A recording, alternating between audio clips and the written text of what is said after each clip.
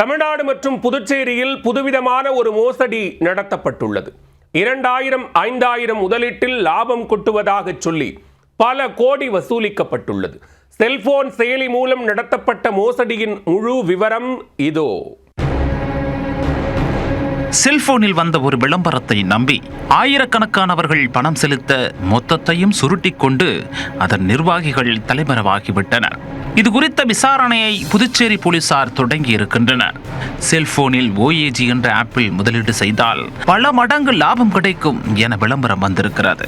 2000 ரூபாய் முதலீடு செய்தால் தினமும் 100 ரூபாயும், 5000 ரூபாய் முதலீடு செய்தால் தினமும் 250 ரூபாயும், 10,000 ரூபாய் முதலீடு செய்தால் நாள்தோறும் 500 ரூபாயும், 19,500 ரூபாய் முதலீடு செய்தால் ஒவ்வொரு நாளும் 700 ரூபாயும் கிடைக்கும் என சொல்லி விளம்பரப்படுத்தி உள்ளனர்.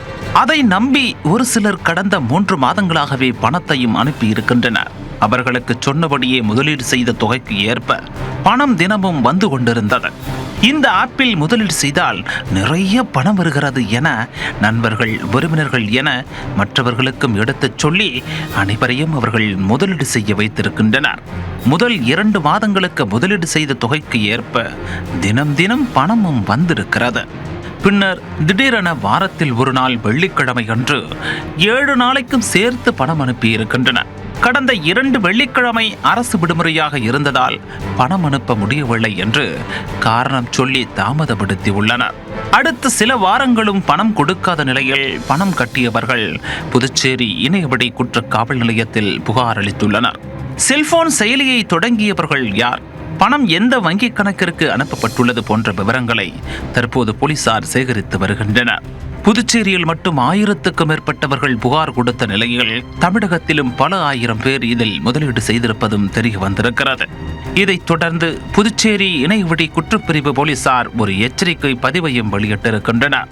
முன்பின் தெரியாத நபர்களிடம் ஆன்லைனில் முதலீடு செய்து பணத்தை இழக்க வேண்டாம். பெரும்பாலும் இதுபோன்ற மோசடி ஆப்கள் வெளிநாட்டிலிருந்தே இயக்கப்படுகின்றன.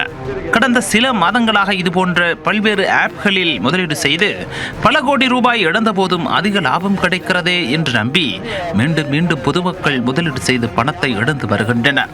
இணையவழியில் முதலீடு செய்து ஏமாற வேண்டாம் என பொதுமக்களுக்கு எச்சரிக்கையும் விடுக்கப்பட்டிருக்கிறது. விரைவில் பணம் சம்பாதிக்க வேண்டும் என்ற ஆசையே இதுபோன்ற மோசடி நபர்களின் மூலதனமாக உள்ளது.